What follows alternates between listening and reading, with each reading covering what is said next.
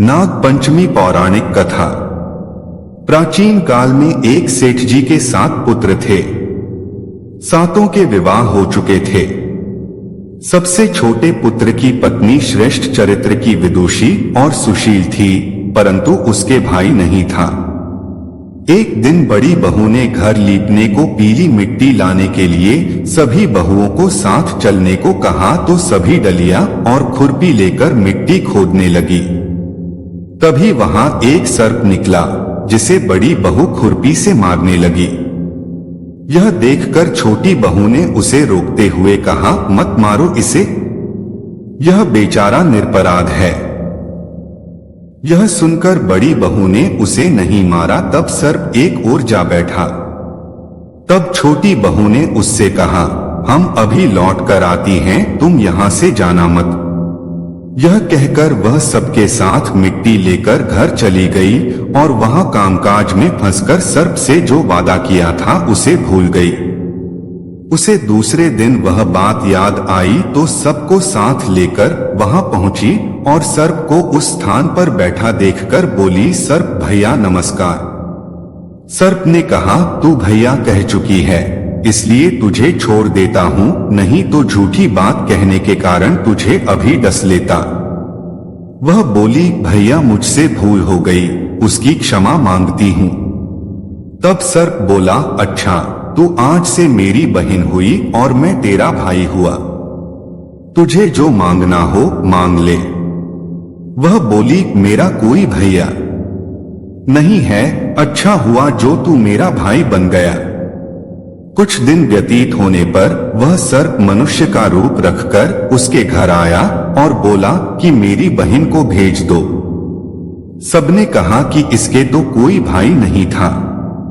तो वह बोला, मैं दूर के रिश्ते में इसका भाई हूं, बचपन में ही बाहर चला गया था। उसके विश्वास दिलाने पर घर के लोगों ने छोटी को उसके साथ भेज दिया। उसने मार्ग में बताया कि मैं वही सर्प हूं, इसलिए तू डरना नहीं और जहां चलने में कठिनाई हो वहां मेरी पूंछ पकड़ लेना। उसने कहे अनुसार ही किया और इस प्रकार वह उसके घर पहुंच गई। वहां के धन ऐश्वर्य को देखकर वह चकित हो गई। एक दिन सर्प की माता ने उससे कहा, मैं एक काम से बाहर जा रही हूं, तू अपने भाई को ठंडा दूध पिला देना। उसे यह बात ध्यान न रही और उससे गर्म दूध पिला दिया, जिसमें उसका मुख बेतर जल गया। यह देखकर सर्प की माता बहुत क्रोधित हुई, परंतु सर्प के समझाने पर चुप हो गई। तब सर्प ने कहा कि बहन को अब उसके घर भेज देना चाहिए। तब सर्प और उसके पिता ने उसे बहुत सा सोना, चांदी, जवाहरात, वस्त्रभूषण आदि देकर उसके घर पहुंचा दिया। इतना ढेर सारा धन देखकर बड़ी बहू ने ईर्ष्या से कहा, भाई तो बड़ा धनवान है, तुझे तो उससे और भी धन लाना चाहिए। सर्प ने यह वचन सुना तो सब वस्तुएं सोने की लाकर दे दी। यह देखकर बड़ी बहू ने कहा, इन्हें झाड़ने की झाड़ू भी सोने की होनी चाहिए। तब सर्प ने झाड़ू भी सोने की लाकर रख दी। सर्प ने छोटी बहू को हीरामनियों का एक अद्भुत हार दिया था। उसकी प्रशंसा उस देश की रानी ने भी सुनी और वह राजा से बोली कि सेठ की छोटी बहू का हार यहाँ आना चाहिए। राजा ने मंत्री को हुक्म दिया कि उससे वह हार लेकर शीघ्र उपस्थित हो। मंत्री ने सेठ जी से जाकर कहा कि महारानी जी छोटी बहू का हार पहनेंगी, वह उससे लेकर मुझे दे दो। सेठ जी ने डर के कारण छोटी बहू से हार मंगाकर दे दिया।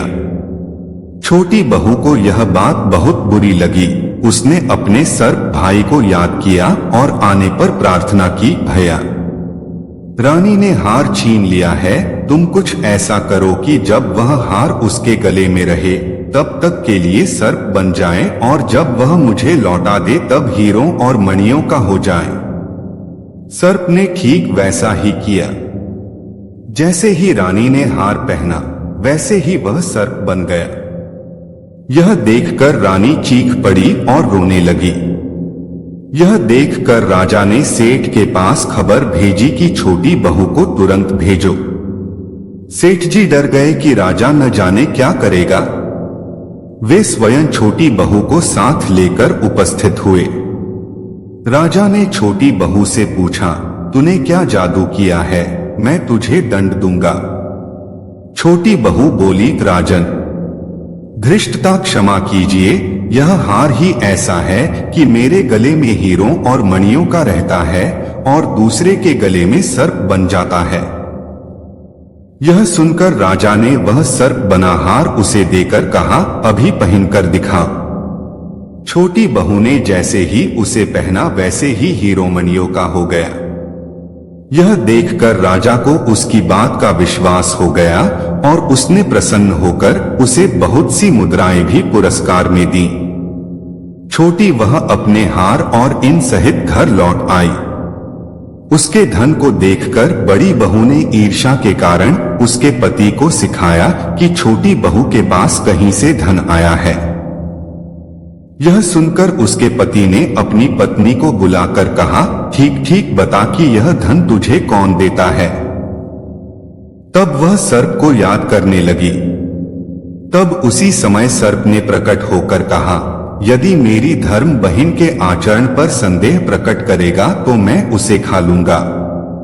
यह सुनकर छोटी बहू का पति बहुत प्रसन्न हुआ और उसने सर्प देवता का बड़ा सत्कार किया। उसी दिन से नाग पंचमी का त्योहार मनाया जाता है और स्त्रियां सर्प को भाई मानकर उसकी पूजा करती हैं। ऐसी ही और वीडियो देखने के लिए हमारे इस चैनल ज्ञान की गंगा को सब्सक्राइब करें। धन्यवाद। हर हर महादेव।